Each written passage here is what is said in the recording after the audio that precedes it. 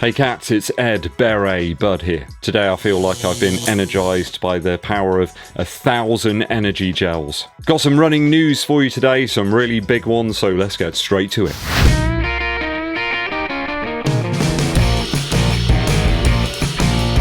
Thanks for joining me on the channel, guys. If it's your first time here, please do hit that subscribe button so you get some more content coming very soon from me. Also hit that bell for notifications when I launch the new videos. Give this video a thumbs up, like, and share it with your running buddies. Hit me up with a super thanks as well if you're particularly enjoying the content. It really does help. Let's get straight into the running news stories that I've picked from the athletics tree.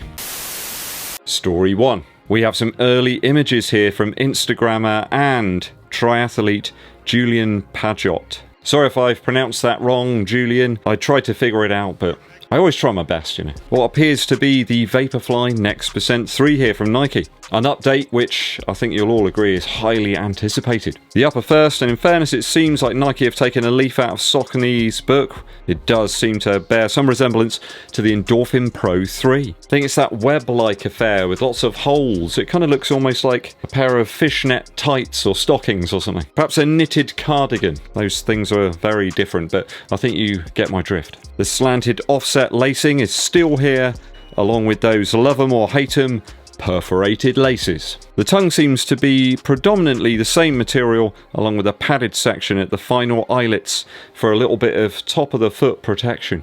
And you know you need that sometimes. The laces bite into the top of the foot like a hungry shrew. We've got rear heel padding there, as in the Alpha Fly and the Next Percent 2. That all-important midsole seems to be very close to the modifications I made to that Invincible run. Do you remember when I got the old saw out? I reckon Nike were just waiting until I'd made those design changes so that they could rip off my ideas. Of course they weren't. They've probably had this shoe in production for months and months and months, because it does look as if this is a production model. Though I'm a little bit confused as to the sizing tag there. It seems to indicate like it's a size 8, but then it says 5.5 inside, so who knows? A flatter heel section there with the classic very narrow arch and wider midfoot to forefoot surface area that we've seen many times before in the Vaporfly. One area of the shoe that people no doubt will be interested in is how durable that heel's going to be.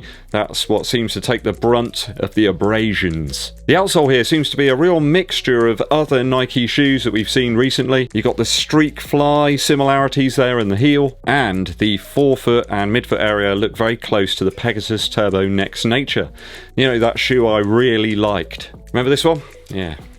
The fly plate peeking through the exposed midsole. And there's actually a little hint of it on the lateral midsole sidewall too. Nike doing their classic thing like they've always done, starting with the Air Max where you had that little window, and then the Air Jordan 3 through to the 6. Don't like the 6 as much, like the others. 4 is probably my favourite. Let me know what your favourite Air Jordan is down below. Too many of those around at the moment. People seem to love seeing into that tech within the midsole. What's in there? You know, it's a bit of a mysterious, intrigue, enlightening, exciting, mystique-driving sort of thing, isn't it? Lots of words there. Lots of words. I think it's a bit of a fan favourite being able to see what's in there, and Nike are doing that with this shoe. I think it's very unlikely that they're going to be putting any more midsole stack here. They've pretty much maxed it out anyway. Maybe there's a little bit of extra width to the shoe. Very hard to tell from these pictures. What do you make of the Nike Vaporfly Next Percent 3? Do some of the changes here respond to some of the problems you had with the shoe? Or was it practically perfect? And if they change anything, are they going to foul it up? Let me know your thoughts and opinions down in the comments. Also, if you have an idea about what the strange numbers are that are printed on part of the outsole rubber, let me know.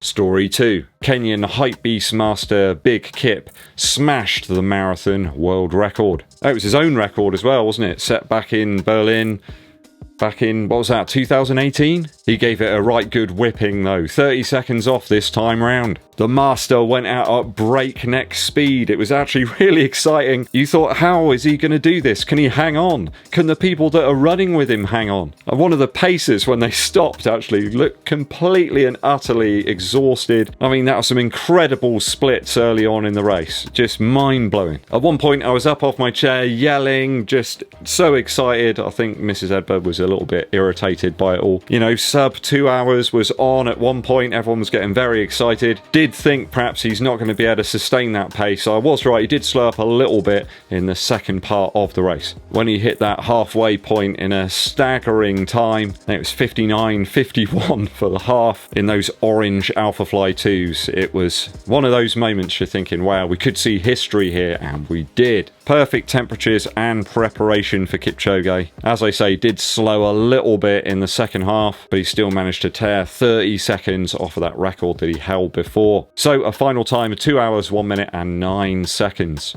Just insane. Insane. Just that little bit closer to the magic sub 2 hours. So effectively, I guess he's got the 3 fastest marathons that have ever been run, if you're including these 2 as chief races, I suppose. I guess almost 4, actually. If you include the original Breaking 2, he's got the 4 fastest times, so it's inspiring. I think, sir, that you're an inspiration to all, whether you tie up a pair of running shoes or not. It really does show what humans can do. And he's always smiling as well, which is great. Sometimes you see people that are involved in sports and athletics and seem pretty angry, but this guy seems super chilled out. It's the calmness, I think, perhaps, that enables him to do it.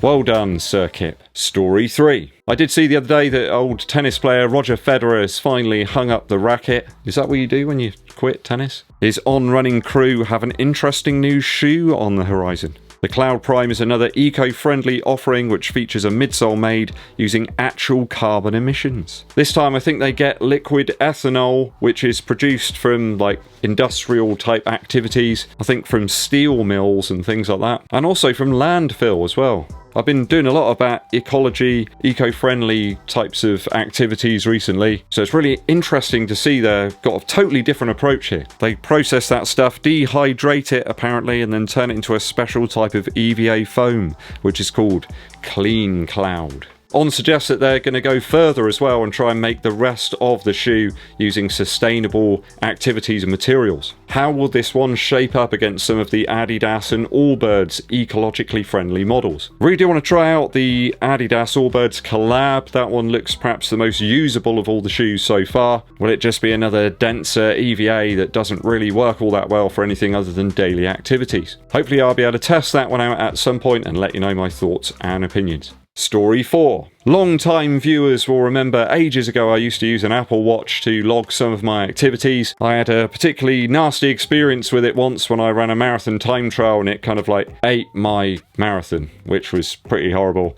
I ended up throwing the watch into a field full of cows and stamping on it a lot of times. I then went out and bought a Garmin watch and that worked very, very well. So the Apple Watch back then didn't really cut the mustard when it comes to sports tracking, but what about their new offering? Apple have a new Watch Ultra that has just launched. Will it be a more reliable timekeeper? Now, this one costs an eye-watering 849 UK Earth credits. It does have a titanium case though, so well, I guess you'd want it made out of vibranium actually if it costs that much, wouldn't you? It has GPS and cellular functionality along with 3 different strap sizes, and apparently you can take it underwater to 100 meters, a bit like Rodney Trotter's deep sea diving watch. The physical action button can be customized to your needs, and there's an always on display, because you've got to have it on while you're asleep so you can tell what time it is.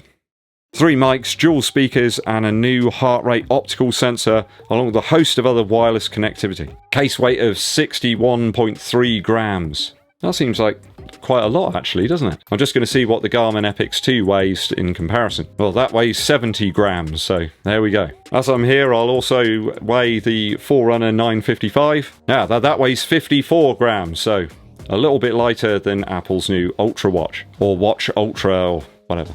You catch my drift. Now, Apple are calling this their Watch Ultra because apparently you can run an Ultra and it will last that long. The battery is significantly improved on older models. They reckon you can get 36 hours of battery life from it under normal circumstances, though there is a forthcoming low power feature which will give you 60 hours. I think both of my Garmin watches I don't really need to charge all that often, maybe like every week or something. Are you thinking about upgrading to this new Apple Watch, or Have you been bitten by them before? Let me know what you're using to track your sports activities down in the comments. That's all the running news for this week. If you've spotted any good stories, let me know in the email that's in the description of this video. Musical interlude time. I've gone back to the 70s for today's musical interlude. I've been listening to the fantastic album from AC/DC, which I think was out in 75 originally. So that was like 4 years before I was born. This one's just called High Voltage. Now it's track 2 that is the one I particularly like the best, which is called Rock and Roll Singer. To me, this captures the original essence of the band. Tight, simple grooves, really nice riffs, just energy. It sounds like actual electricity. And the words are just simple, things you remember. I like the attitude as well, Bon Scott. For me, he will always be the very essence, I suppose, of the band. There's a wonderful picture of him, I think, in one of the live performances that they did, where he just sort of looks across at the camera and he gives like a little wink. He's got this little smile on his face as if to say he knows the real feel of rock and roll. It's not this sort of processed, highly polished thing. It's, you know, some jeans and it's some blood, sweat and tears. Bon Scott, you know, a legend, absolute legend. People talk about AC/DC and they always think like Back in Black and, you know, Shook Me All Night Long and things like that, but the original stuff to me is the best stuff. And Rock and Roll Singer pretty much sums up Bon Scott there. It's almost like him just venting, you know, this is me. This is what I'm doing. This is what I've always wanted to do. This is where I feel most comfortable. As per usual, spot on guitars from Malcolm and Angus. Go and check this one out, guys. Some vintage AC/DC High Voltage. Thanks for joining me on the channel, people. It is always appreciated. You spending a little bit of time here with me, I really do thank you. Hit that subscribe button, click the bell below for notifications, and make sure you hit that like button too, and share this video with your running buddies. My name's EDDBUD, and I'll be seeing you